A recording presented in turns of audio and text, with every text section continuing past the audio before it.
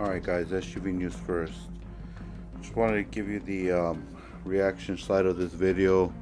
I'm not going to play the audio because I don't have it. Somehow the GoPro glitched out, but I'm going to walk you through it here.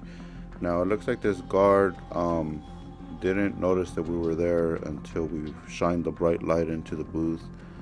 But you know, if a guard is securing a facility, you know, having your back towards your target or your target secure area is probably not a good idea, first of all. Even though we were out there for a couple minutes and just taking photos of the tanks in the back and the trucks, and the guard finally came out after we flashed that bright light in there and told us that we need to leave and to get out of there, and goes back in the booth, jumps on the phone, and at this point, you know, we're not breaking the law. We're out here on the public sidewalk, as you can see. You know, anything we can see, we can film from public. So it's not like we were breaking the law. We weren't putting our cameras through the gate. You know, it's not illegal to use a flash camera. So as I walk back over here, the guard is still on the phone, and telling Downey that you know, everything looked good or whatever. But check out Downey Transparent Eyes video. You're gonna see more of this, what happened from his angle. I'm not sure if you see the pepper spray deploy in his camera, but you'll see it here in a second, as we're just out here taking photos. You know, there's no reason for a security guard to push you away, especially if there's a gate securing the facility and there's a wall also securing you. So here we go. She's about to spray us. Boom, there she goes. Sprays all the way in my direction. And that's where I back up, because you can kind of taste the mist in the air a little bit. Checking my rig, and I didn't see any spray on my camera, so I know that's how I knew that it didn't get that close. But here I come up to Downey Transparent and I tell them, hey, she just sprayed pepper spray at me, and he was tripping out too. You know, but this is not a situation here where you have to deploy spray. If you think about it, you know, this was not a direct threat situation where somebody's in your face about to throw down with you or to directly physically harm you, and that's when you would pull out your pepper spray and defend yourself. But this is not one of those situations, I think, that pepper spray should have been deployed. So we're gonna go ahead and file a complaint, a police report, following this with the police department after we find out who the individual was from the location.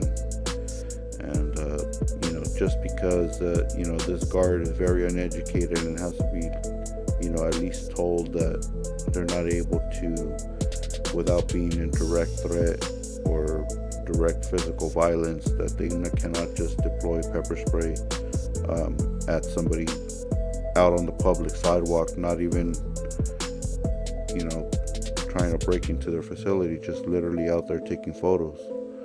So she stays on the phone here and keeps her back towards us.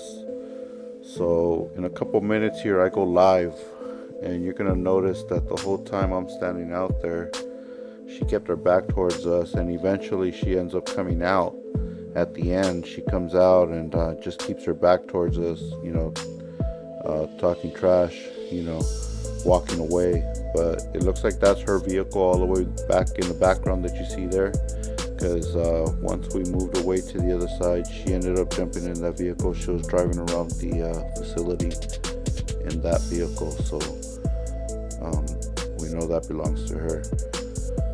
And you know, it's pretty sad that any person, any security guard would, you know, think that somebody out in the public is direct threat to their facility.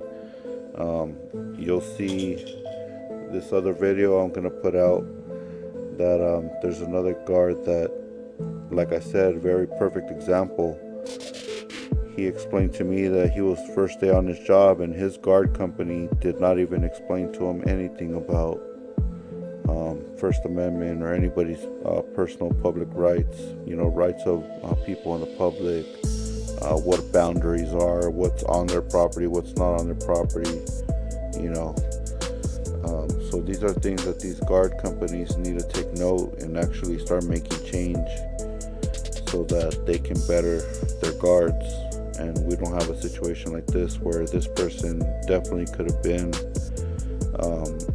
on a police report getting put in cuffs and in the back of a vehicle for battery, because I wasn't breaking the law.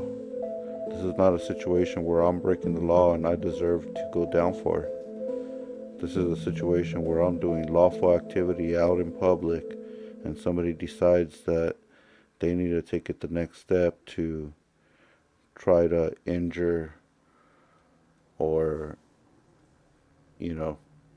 just cause harm to somebody that they don't agree with. Because I'm taking pictures, you don't agree with that, that doesn't mean or give you the right to go ahead and use pepper spray, excessive force when it's unnecessary. So pretty interesting video, guys. If you guys can leave me a comment down below, let me know what you think. I'll post the name of the facility.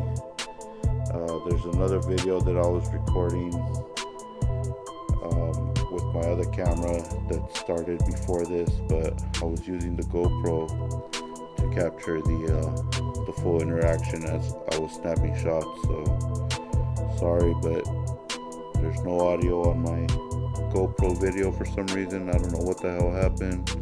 I don't know if there's a mute button, but if somebody knows, let me know down below in the comments, what happened. If you know about GoPro Hero 5,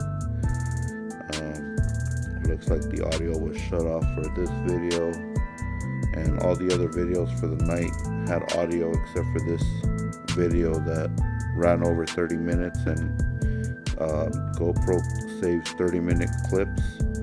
So after 30 minutes it started recording another 30-minute clip, and even that video has no audio. So never want to be in a situation like this. That's why we use multiple cameras. But I think at this point I'm about to go live, so you'll see me put down my other camera in a second here as we're trying to get the guard's attention to find out why she deployed pepper spray at this point, because now I'm wondering, like, what should I do, because this guard just tried to cause harm to us or harm to me directly. So we stayed out there for a little bit, and eventually the LAPD showed up because the other facility down the street ended up calling for LAPD. So once I go live, you're gonna notice that the cops roll up and roll through, and they never stopped to talk to us here at this location, because I figured the person that was talking to this guard on the phone told them to stand down and that they couldn't spray us because we were out in the public.